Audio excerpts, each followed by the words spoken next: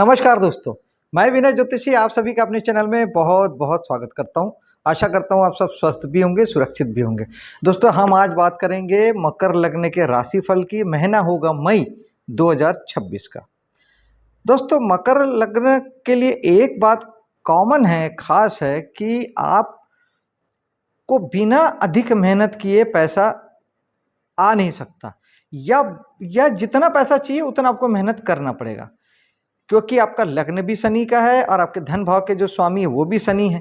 तो जीवन में किसी भी क्षेत्र में आपको जब उन्नति करना है तो एक तो तय है कि आपको किसी भ्रम में रहे बिना आपको हार्डवर्क करना है।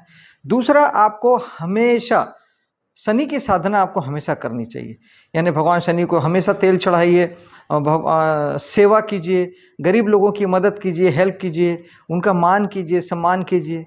ये आपको जीवन में चहुमुखी विकास देगा, हर क्षेत्र में सफलता देगा और कम से कम धन के लिए जरूर आपका मार्ग खोलेगा। इस महीने भी अगर बात करें धन भाव में आपके बृहस्पति की दृष्टि, सर्वप्रथम तो बृहस्पति आपको निश्चित ही बैंक बैलेंस भी दे रहे हैं, पैसा भी दे रहे हैं और कुटुंब परिवार में बढ़ोतरी भी दे रहे हैं, क्योंकि बृहस्पति की दृष्टि बहुत शुभ होती है, अच्छी होती है, वो बढ़ाते हैं सिर्फ। और राहु भी बढ़ाने का काम करते हैं। राहु बृहस्पति से कहीं ज़्यादा बढ़ाते हैं। राहु भी आपके धन भाव में बैठे हैं। वो भी अगर आप अच्छे विजन के साथ कुछ करते हैं, अपने जो करते हैं उसी में एकाग्रता के साथ उस काम को बढ़ाते हैं और अधिक से अधिक टेक्नोलॉजी में जुड़ के काम करते हैं, विदेशों से जुड़ के काम करते हैं, विदेश में जाके काम करते हैं, जन्म स्थान से दूर है कि अगर आप काम करते हैं तो ये सब में राहु यूटिलाइज होते हैं और आपको आपका बैंक बैलेंस को ज़बरदस्त ये बढ़ाते हैं। शनि स्वयं जो लग्न से वो पराक्रम भाव में तीसरे भाव में बैठे हैं। निश्चित तौर पे आप स्वयं अगर तीसरे भाव में बैठे हैं तो फिर पराक्रम के क्या कहने हैं, बल्ले बल्ले। यानी इस समय में आपका पराक्रम जबरदस्त होगा, बहुत मेहनत आप करेंगे और आपको करना भी चाहिए। यानी शनि चाहते भी यही हैं कि आप खूब सारा साहस लगाएं, खूब सारा पराक्रम करें और जीवन में बहुत उन्नति करें, आगे बढ़ें।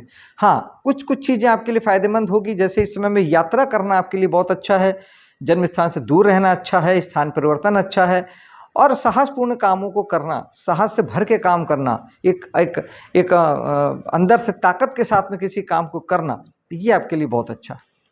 चौथे भाव में चलते हैं, जहाँ 3 ग्रह विराजमान हैं। सूर्य भी हैं, मंगल आ जाएंगे 11 को और बुध है। सूर्य बुध 15 तारीख तक रहेंगे, मंगल 11 को यहाँ आएंगे। तो निश्चित तौर पे चौथा भाव जो है, चौथा भाव आपके मन की शांति का होता है।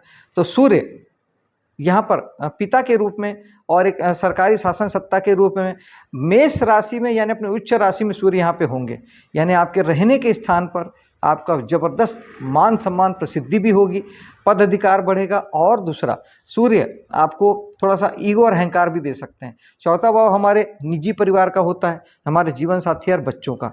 तो वहाँ के एटमॉस्फेयर में, वहाँ के वातावरण में इस बात का ध्यान रखिएगा कि आपका जो स्वाभिमान है वो घमंड में तब्दील ना हो जाए, ईगो ना बन जाए और आपके घर वाले इससे परेशान ना हो। इस बात का 15 तारीख तक ध्यान रख सकते हैं। बुध भी यहाँ पर विराजमान रहेंगे। बुध आपके छठे के स्वामी हैं। तो इस समय में आपका जो मन की शांति है वो कहीं ना कहीं, जब आप सेवा कार्यों से जुड़ेंगे तो आपको मन की शांति आपको निश्चित तौर पे मिलेगी। इसके अलावा अगर आप पैसों का कर्ज लेना चाह रहे हैं, वो जब कर्ज आपको मिल जाएगा तब आपको मन की शांति मिलेगी, जिससे आप अपने घर का नवीनीकरण करा पाएंगे, वाहन सुख ले पाएंगे। और निश्चित ही सूर्य मंगल बुध ये तीनों कहीं ना कहीं आपके घर के रिनोवेशन में आपके साथ खड़े हैं। आप नया मकान बनाना चाहते हैं, उसमें भी आपके साथ खड़े हैं। हालांकि सूर्य अष्टमेश हैं तो आपको थोड़ी बाधा, दिक्कत, परेशानी भी देते हैं। तो शासन तंत्र से या सरकार की तरफ से या बड़े अधिकारियों की तरफ से थोड़ी रुकावट, बाधा आ सकती है। लेकिन फिर भी हाँ, पिता की तरफ से भी आपको बाधा आ सकती है इस तरह के कामों में। अगर आप वाहन लेना चाहते हैं, घर बनाना चाहते हैं, लेकिन फिर भी काम आपका बनेगा, क्योंकि मंगल यहाँ पर आ जाएंगे 11 तारीख को और मंगल आपके इनकम के स्वामी हैं। तो वो कहीं ना कहीं से आपके इन सारे लग्जरी के लिए, सुख साधन के लिए, गाड़ी घोड़ा मकान के लिए वो आपको इनकम की प्राप्ति कराएंगे। आपको कहीं ना कहीं से आपको सोर्स से जोड़ेंगे और आपके लिए माहौल बनाएंगे। और स्वग्रही हैं तो भाव को बलवान भी कर रहे हैं। तो इन इस बात की बहुत संभावना है कि आपको घर का सुख और लग्जरी वगैरह प्राप्त करने में मंगल आपकी पूरी मदद करें। भले ही उसके पीछे आपको साहस लगाना पड़े, एक्शन करना पड़े और बचिएगा, ज़्यादा एक्शन भी ठीक नहीं है, लेकिन फिर भी कहीं ना कहीं वो आपका साहस, वो आपका शौर्य आपके लिए रास्ते खोलता है। पंचम भाव में चलते हैं जहाँ पर शनि की दृष्टि है। शनि चाहते हैं कि आप संतान के प्रति ध्यान दें, कला क्षेत्र में ध्यान दें, एजुकेशन से जुड़े हैं उसमें ध्यान दें, और अगर प्रेम प्रसंग चल रहा है तो उसमें ध्यान दें। चाहे इधर हो चाहे इधर हो जाए, लेकिन ध्यान देना है, मतलब आपकी ऊर्जा को वहाँ लगाना है। इसके अलावा शुक्र यहाँ पर स्वग्रही होके 14 तारीख तक रहेंगे, तो शुक्र भी आपको कहीं ना कहीं भाव को बलवान कर रहे हैं। तो इस समय में इस भाव से संबंधित सारी चीज़ें आपको प्रबलता में मिलेगी। कला जगत के लोग और बहुत अच्छा काम कर पाएंगे, जो नृत्य करते हैं, जो गाना गाते हैं, जो यूट्यूब से जुड़े हैं, जो इंस्टाग्राम से जुड़े हैं, जो फेसबुक से जुड़े हैं, जो थिएटर से जुड़े हैं, फिल्मों से जुड़े हैं, अभिनय से जुड़े हैं, किसी भी प्रकार की कला की किसी भी विधा से अगर आप जुड़े हैं तो ये समय आपके लिए अच्छा है। आप बेहतर परफॉर्म करेंगे और कहीं ना कहीं सुंदरता आपके साथ ऐड होगी और लोग आपकी तारीफ करेंगे, आपकी प्रसन्नता जाहिर करेंगे अपनी। छठे भाव में चलते हैं जहाँ पे गुरु विराजमान है। गुरु ऑलवेज शुभ ग्रह हैं, नैतिक ग्रह हैं, चरित्रवान ग्रह हैं। तो जो सर्विस सेक्टर में जो लोग जुड़े हैं, जो नौकरी करते हैं या सेवा देते हैं, जैसे इंजीनियर, डॉक्टर, वकील, कंसल्टेंसी के माध्यम से सेवा देता है, वो सामान नहीं बेचता, इसी तरीके के वो सारे काम जो हम सेवा कार्य के रूप में करते हैं वो हम छठे भाव से देखते हैं। यहाँ पे गुरु का होना वैसे शुभ है, आप अपने कामों में बेहतर ढंग से कर पाएंगे, सब कुछ ठीक है। जो नौकरी ढूंढ रहे हैं उन्हें भी नौकरी मिल जाएगी, उनको भी नौकरी के लिए संभावना आपकी बनती है। और जो लोग कर्ज वगैरह लेना चाहते हैं तो उनके लिए भी ये समय मतलब कोई भी काम हो, आपका कोर्ट कचहरी का काम हो या आपकी रोग बीमारी हो, सब में कहीं ना कहीं बृहस्पति आपकी सहायता करेंगे। एक डिवाइन ब्लेसिंग्स, एक मदद के रूप में एक चीज़ आपके साथ पैरेलल चलेगी, आपके काम बनते चले जाएंगे। सप्तम भाव में चलते हैं जहां मंगल अपनी चौथी दृष्टि से देखेंगे, चौथे भाव से अपनी नीच राशि को। नीच राशि को देखने से कहीं ना कहीं घर को एक प्रकार से समझ जाइए कि कोई शत्रु देख रहा है, तो ये खराब होता है, मामला ठीक नहीं है।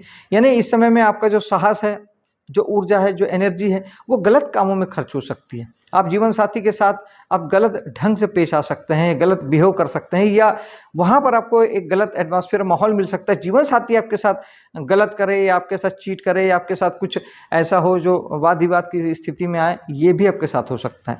इसके लिए हनुमान जी की साधना करें, बजरंग बाण का पाठ करें, सुंदरकांड का पाठ करें, ये बहुत अच्छा है।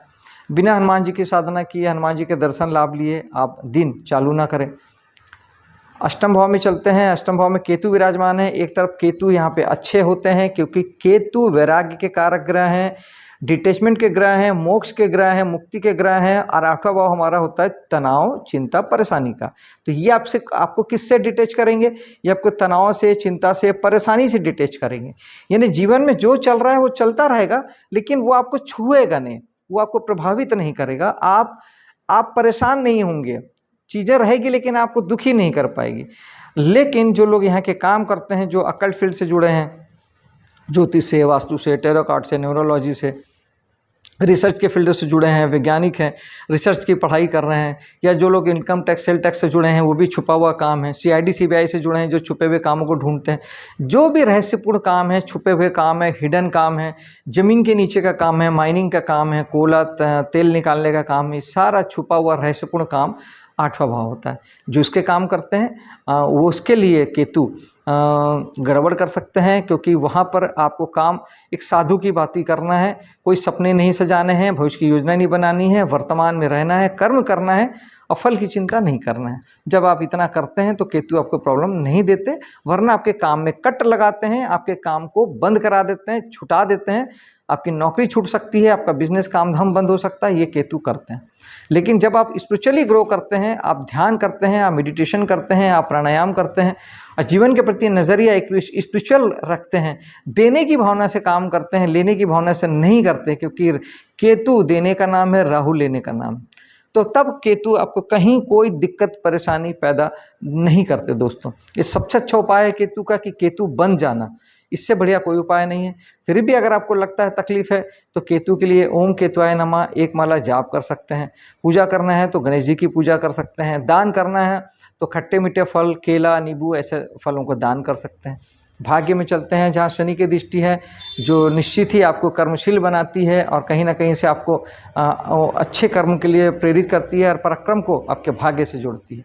और आगे चलते हैं दसम भाव में 4 ग्रहों की दृष्टि है। दोस्तों, दशम भाव में सूर्य, मंगल, बृहस्पति और शुक्र, ये सब आपको जीवन में बहुत ऊंचाइयां देते हैं, सफलता देते हैं और आपको जीवन में आगे बढ़ाते हैं। एकादश भाव में मंगल की दृष्टि जहाँ एक और इनकम के लिए आपको साहस देती है, वहीं शुक्र की दृष्टि आपको लग्जरी देती है, समाज सोसाइटी में आपका स्थान बनाती है और लोगों से जान पहचान आपकी बढ़ाती है।